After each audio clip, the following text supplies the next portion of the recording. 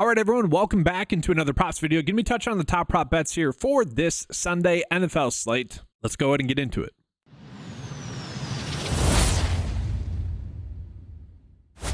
So guys, on this slate, I think it's important to call it, as I'm recording this video, we have no bets that, we would consider as good bets, quote unquote, good bets that have an over 54% likelihood, bets that are going to give us that long-term profitability. And that is kind of the annoyance with how PrizePicks has been doing stuff lately, where anytime there's a good bet, they just bump it up. Heck, I'm just going to pull this up here live right now. We're going to scroll through the receptions here, okay? Look at this crap. I mean, everything it's like lighting up like a Christmas tree. Red for a demon or green for a goblin. The whole board like that. And receptions are kind of one of the more predictable bets. It's crazy that they do that. So when we're getting a favorable bet, they just bump it to either a goblin or a demon bet, which is extremely annoying. Now, that's just as I'm recording this video right now. Obviously, the board's consistently updating. We may get some better bets that are popping in and out throughout the day and evening heading into lineup lock. And it is crazy. Like typically on Underdog as well, pulling up Underdog, we can typically count on a couple of tackle and assist props popping up in there as well, or just like pure tackle or assist props.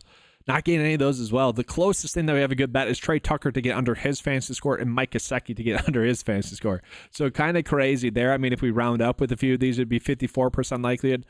Kind of crazy. We can see right here with Trey Tucker with his receptions and fantasy score right there. That's a good indicator as to why that one's pulling in as a good prop bet. So certainly interesting the day that we have ahead of ourselves. So I'm just going to be breaking down more of my favorite prop bets. I'm going to be mostly showing you guys these on Underdog because we're going to get rewarded for our payouts a little bit better on there. But if you guys want to use these on PrizePicks, you can. I'm just going to show you guys my favorite prop bets. If you guys want to use any of them for a PrizePicks slip, that's for you guys to decide as we're going through the top prop bets. My top prop bets, not the boards. I want to make that clear distinction. But real quickly, I want to touch on just like two bets primarily on PrizePicks that I don't hate. Westbrook-Ikhine for over his fantasy score is an okay prop bet. No way. All right, so he was literally just at 2.5 receptions as the standard line, and now we're not getting that line. But anyways, slightly favored to get over 2.5 receptions at about a 2% likely to hit, 51.6. So like they shouldn't be bumping that. That's a perfect example as to it. But still, his receptions line is slightly favored for the over.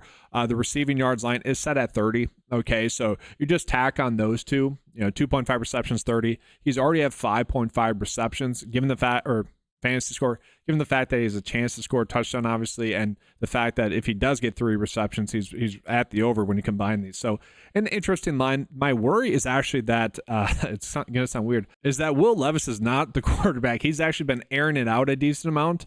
It's actually going to be Will Levis in this game, which to me could lead to more receptions for Etienne, but at the same time, he's not going to get as many like air yards. And so it's an interesting line. And then another one I just want to call out here on PrizePicks as well is going to be Josh Jacobs, just in terms of his fantasy score. When we compare it against the average sportsbook line, guys, it is pretty low. So the average sportsbook line likes him to get around 17, whereas the fantasy score on PrizePicks is about 19.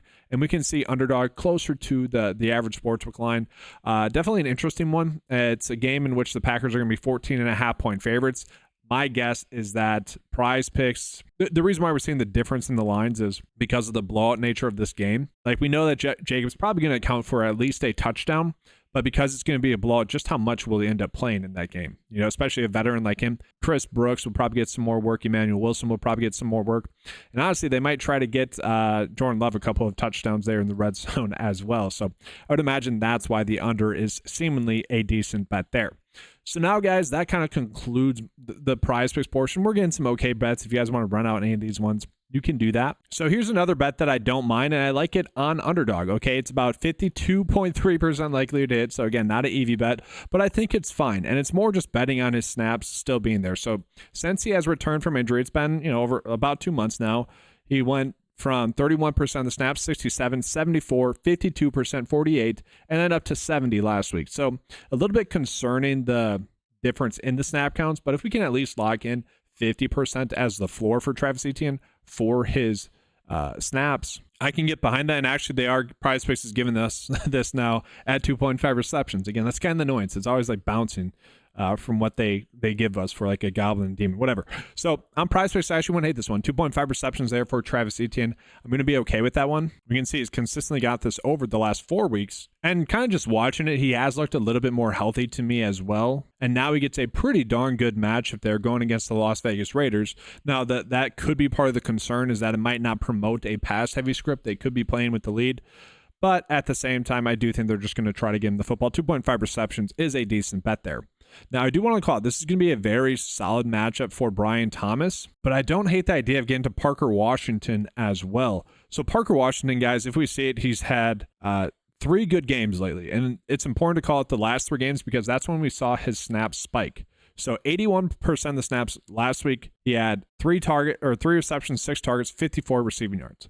Against Tennessee, who is a more difficult opponent, 2 receptions, 2 targets, 15 receiving yards. Played in 74% of the snaps, though, and then 84% of the snaps in this week against Houston. But that's when he really started to see his uptick in his snaps. And so for me, this isn't a full payout or anything like that, but 0.89x, I'm kind of okay with that. I'm actually kind of okay with his receiving yards as well at 29.5, because to me, if he does get over 2.5 receptions like the data is telling us, I think he does have a good chance to get this over. So again, just kind of looking at the last 3 games where he has gotten that snap share, he's gotten the over in 2 out of 3 games, and I do expect that snap share to continue to be there for him. And this should be a decent matchup there against the Las Vegas Raiders, who have been more defeatable via the passing game lately. So another player I don't hate the idea of being on is going to be Jalen Coker for potentially over his receiving yards.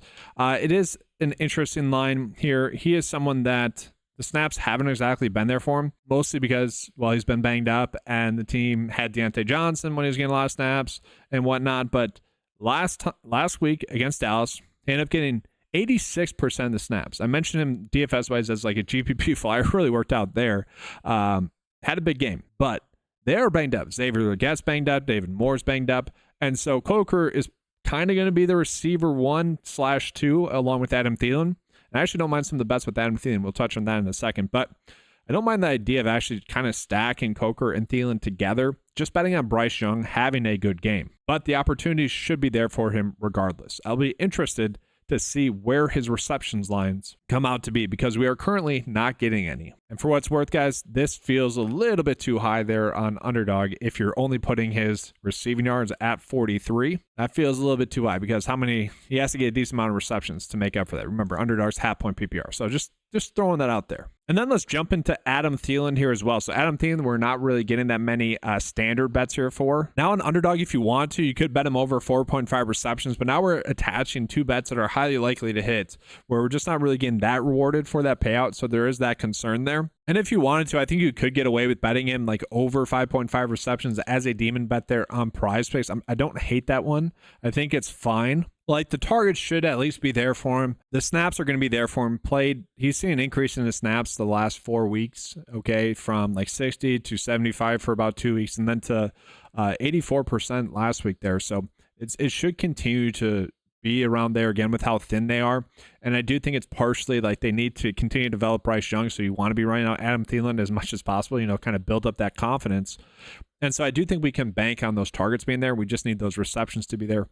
Again, if it was at 4.5 as like a standard bet, I would love that. But I think you can get away with betting it as a demon bet at 5.5. Obviously going to be a sweat. Now, guys, I need to talk about Malik Washington here as well. So Malik Washington is a player that I've been quietly hyping up a decent amount.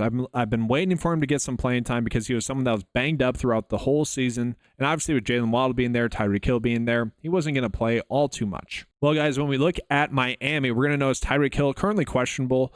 I don't know. I'm getting the feeling that he's more closer to sitting in this one, but we do know that Jalen Waddle basically out in this game, so he's probably, I think we can make on him sitting. Barrios is still on the IR. Estrich is out as well. We might see Ezekama getting some work in this game. They do like him there, but to me, it's going to be Malik Washington getting the work there. So last week, guys, he ended up having the best game of his career. He is kind of Tyreek Hill light, if you will, like in the sense that he's a quick jitterbug. He's kind of a fun player to watch because of his playmaking ability. He ended up getting 6 targets in that game, 5 receptions, 52 receiving yards, not bad, 61% of the snaps. The nice thing about him is they can kind of use him in similar Tyreek Hill fashion in the sense that he could end up getting a few short yards catches. And so if we're betting on Underdog and we're chasing some of those kind of more likely to hit bets, then we probably need to run it back with one that's going to be, greater than 1x, and that's going to be Malik Washington here. I feel like that's a solid bet. Given the projected playing time that he should begin, should be solid. San Francisco has been a good pass defense this whole year, but they're a little bit banged up now. And really their season's lost, so how competitive are they really going to play? And it makes sense for Miami to give Malik Washington some looks here as well. So I really don't mind that. I think it should be a solid one for us. If anything, I do feel like the process is correct here because we know he's going to get a lot of snaps. We know that Miami's going to have to throw the football. It's probably going to be Jonnu Smith getting a lot of work there like he has the whole kind of back half of the season. But I do think they're going to have to rely on Malik Washington as well. So, guys, there is one other bet that I need to call because it's kind of a crazy bet here with Aiden O'Connell. We're seeing his line be off by 2 between PrizePicks and Underdog. Okay, so Underdog has him at 16. PrizePicks has him at 14. I am very indifferent about this. I wish I could have a little bit more conviction for you guys. He gets a phenomenal matchup going against the Jacksonville Jaguars. But for him, if we look at his game log, he really hasn't dominated the matchups that you would want him to dominate. Well, that's not fair. He had a tough schedule for the games that he was starting in. Like the best game that he had, though, strangely enough, the Chiefs, who are a difficult defense. So kind of weird there. But going against the Jaguars, like it's one of those bets where, like, if he does get over his fantasy score, I'd be like, oh, no duh, he's going against the Jags. Jacoby Myers is there looking pretty solid. Brock Bowers is there looking pretty solid as well. Like, I could see that. At the same time, he has gotten this over once, right? He did get injured against Tampa Bay. Who knows? He could have thrown for a touchdown, maybe gotten that over there in that game, left the game in the late third quarter. But the fact that this is at 16 on Underdog, I am toying around with the idea of betting a middle there. And for what it's worth, let's show you guys some other ones where we are getting that as well. So it does seem to be that Underdog is pretty high on Chuba Hubbard, so you can end up, maybe getting a middle there as well. Not terrible. Now, if we flip it around, not as many edges that way as well, but maybe Brock Purdy on PrizePicks here, you could end up betting his under 18.5, or if you guys like his over, if you think he's going to have a good game, obviously we want to chase the best lines. Underdog at over 17, which if we look at the average sportsbook line, it is telling us that they like it at closer to 17.5, and then the projection data likes it about 18.5. So that's why we're not really getting a massive edge that way, even though it's off by a decent amount. And that's going to be the same case for like both Aiden O'Connell and also Chuba Hubbard as well, especially with the average sportsbook line there. So interesting lines. I did want to call those out to you guys there as well.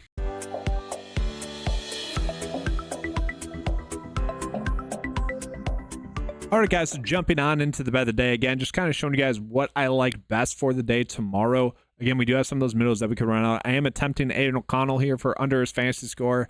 It's okay. It's okay. And I think I will just run out the stack there with Chuba Hubbard as well. Maybe we get lucky with the middle. But from there, I don't mind DJ Moore to get over 5.5 receptions. Not a terrible matchup there against Detroit. Probably going to be a pass-heavy script for them as well. He continues to see a lot of snaps. He's gotten the over like in the last 5 games. Targets have been there. So it's definitely an interesting line. And then I already mentioned all the other 4 prop bets that I like there as well. So that's going to do it, guys. Again, I wish I could give you guys some better bets in terms of like good bets, good expected value bets. We just don't have those just yet. But maybe we will throughout the night. And tomorrow morning, most likely we'll have some more bets popping in and out. But make sure you guys are making the best educated bets possible. You can do that by signing up for a 9to5 membership, get access to the cheat sheets there. Obviously, we're making better educated decisions each and every site when doing the research that way.